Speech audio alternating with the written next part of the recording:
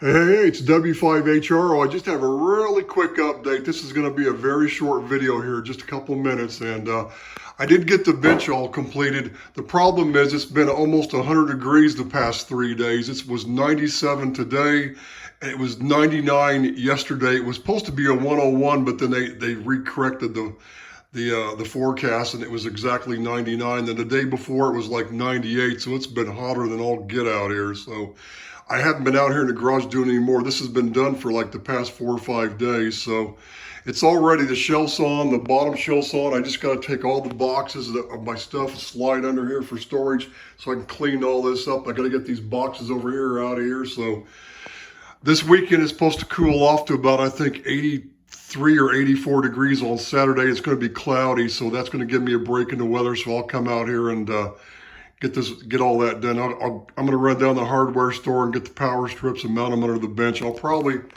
going to mount one, like, it's going to be probably in the back. It'll be under there.